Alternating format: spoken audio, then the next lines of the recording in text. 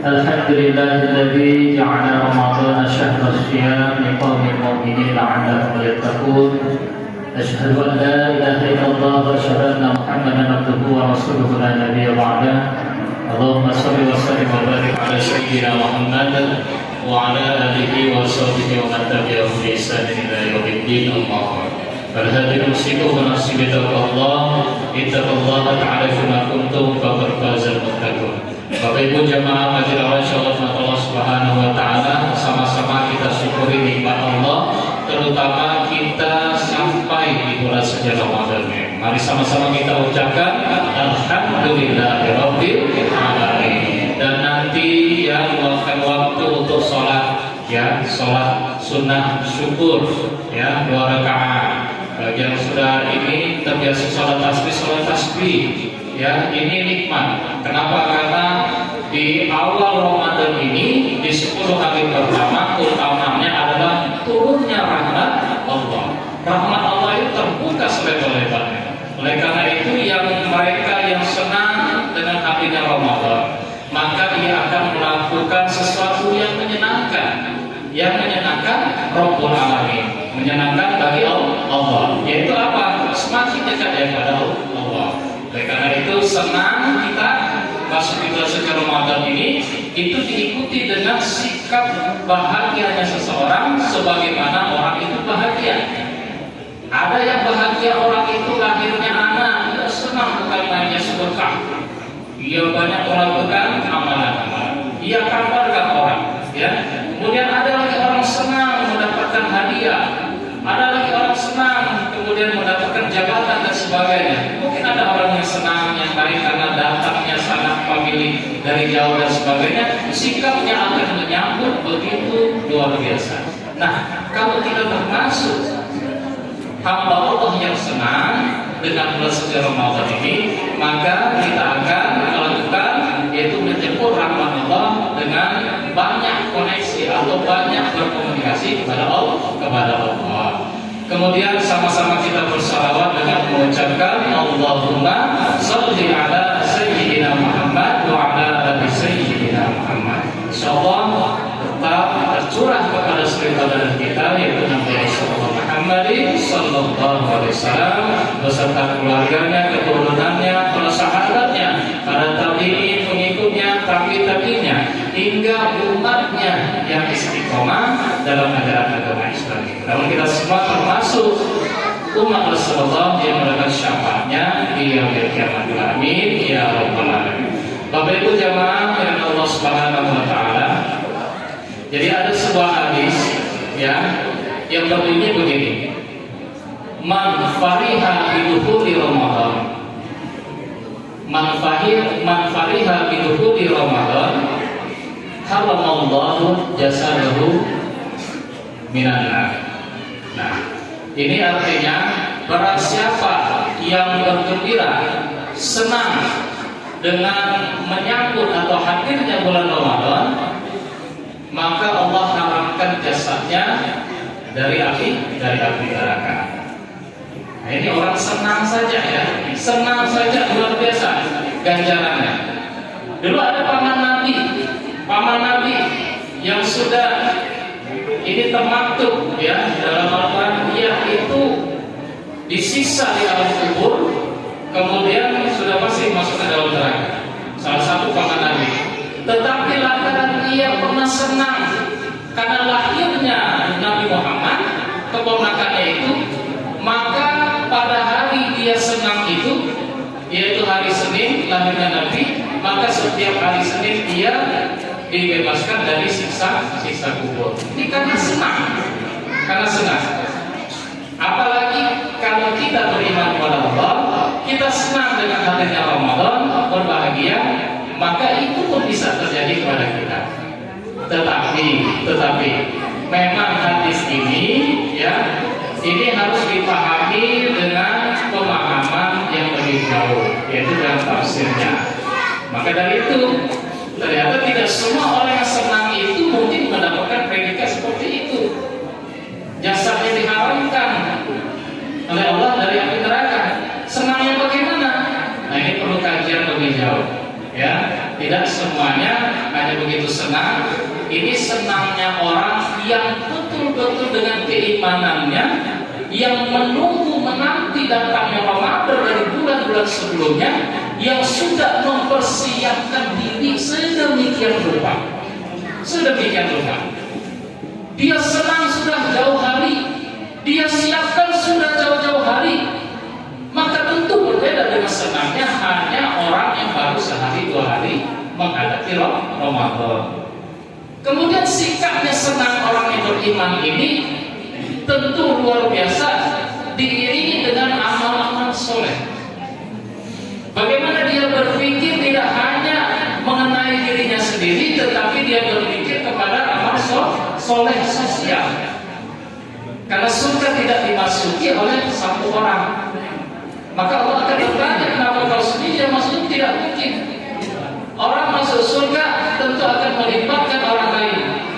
Dari mana ia mendapatkan ilmu tentang bisa masuk surga? Dari mana ia mendapatkan ilmu ma'rifatullah, bisa mendekat kepada Allah? Tentu ilmu ini akan bersambung sebagaimana sambungnya kita kepada Rasulullah menyampaikan wahyu Allah. Makanya kita membutuhkan orang lain. Nah, Bapak Ibu jamaah yang Allah Subhanahu wa taala, oleh karena itu di awal Ramadan ini mari ya, andai kata di antara kita ini mungkin tidak segembira dengan gembiranya orang lain yang ada di Ramadan, maka bisa tumbuhkan rasa itu. Bahkan kalau ada yang kurang tumbuh, maka tumbuhkan. Karena luar biasa dengan kegembiraan Ramadan ini, maka insya Allah akan memacu semangat kita untuk meraih rahmatullah. Kenapa? Karena Ramadan fi awalihi rahmah, wa fi waslihi maghfirah, wa fi akhirihi itqu minan nar. Jadi Ramadan ini sudah Allah siapkan sedemikian rupa. Di awalnya itu berupa cucuran rahmat Allah, di pertengahannya maghfirah dari Allah, dan di akhirnya itqu minan nar, yaitu dibebaskan dari api neraka. Nah, tentu bagi mereka yang betul-betul bisa memahami dan mengamalkan ibadahnya ini ya maksimal di bulan suci Ramadan. Nah, Bapak Ibu jamaah sekalian, ini kami mengingatkan kembali ya, untuk salah satu amalan kita adalah sholat tarawih. Tapi ingat ya, walaupun ini 1 tahun sekali dan kita sangat kubu-kubu untuk melaksanakannya, tapi ingat statusnya adalah hukumnya sunnah. Jadi jangan sampai tarawihnya lebih bagus daripada sholat yang wajib. Itu yang ingin kami ingatkan. Jadi mungkin datangnya untuk sholat wajibnya terlambat, mungkin kayak gitu ya, atau lain sebagainya, menyiapkan untuk sholat tarawih sedemikian rupa tetapi sholat wajibnya kurang diperhatikan. Nah, ini juga tidak boleh. Nah, jadi Bapak Ibu jamaah sekalian, sholat tarawih kita di masjid ini sesuai dengan rapat panitia kemarin itu kita sudah sepakati dengan formasi 223 ya, formasi 223, 2 makna kita mengikuti ya sunnah Rasul dengan hadis yang 2 rakaat 1 kali salam sampai 8 rakaat untuk sholat tarawihnya. Nah, itu nanti diiringi dengan ada Bilal. Bilal ini akan membantu kita untuk sama-sama kita bersalawat kepada Nabi. Ya, bersalawat kepada Nabi. Jadi secara jamaah di bulan Ramadan ini kita perbanyak salawat melalui Bilal. Nah, jadi jangan dianggap nanti ini memperlama ibadah, enggak. Kita memperbanyak ibadah karena mungkin kita jarang melakukan sholawat bersama-sama ketika di bulan suci Ramadan. Nah, ini kesempatannya ya. Nah, kemudian nanti setelah tarawih kita sholat witir dengan menggunakan langsung 3 rakaat 1 kali salam ya, witir ini ganjil. Nah, jadi Bapak Ibu nanti kalau mau sambung lagi sholat tarawihnya silakan, masih bisa. Kalau mau nyambung lagi, witirnya mau nyambung lagi juga silakan. Tapi hati-hati, witir kalau sudah dia itu ganjil, ya dilakukan 3 rakaat, maka selanjutnya itu jangan ganjil lagi. Ganjil ditambah ganjil maka ke-6. Tapi saran kami, walaupun memang ada pendapat itu memang boleh dilanjutkan lagi kalau mau ditambah, tetapi saran kami sebaiknya kalau sudah witir 1 kali maka tidak usah lagi sholat witir di tengah malamnya. Nanti mau sholat tahajud boleh, tapi tidak usah lagi ditutup dengan witir, karena pas tarawihnya sudah witir. Kalau memang mau ditutup, ya itu usahakan tidak usah ikut witir pada saat sholat tarawihnya. Nanti ditutupnya dengan sholat tahajud lalu witir, kurang lebih begitu. Nah, Bapak Ibu jemaah sekalian, tentu di bulan Ramadan ini salah satu keutamaan di 10 hari pertama, selain rahmat Allah itu bercucuran, kita juga puasa Ramadan. Nah, puasa ini tentu berbeda dengan puasa sunnah. Kita harus berniat sebelumnya. Jadi mulai malam ini sudah bisa kita niatkan. Ya, niat itu memang adanya di hati. Jadi tidak masalah, tidak dilepaskan, tidak masalah. Ya, asalkan sebelum nantinya mulai kita puasa besok, kita sudah berazam dalam hati untuk berpuasa Ramadan besok harinya.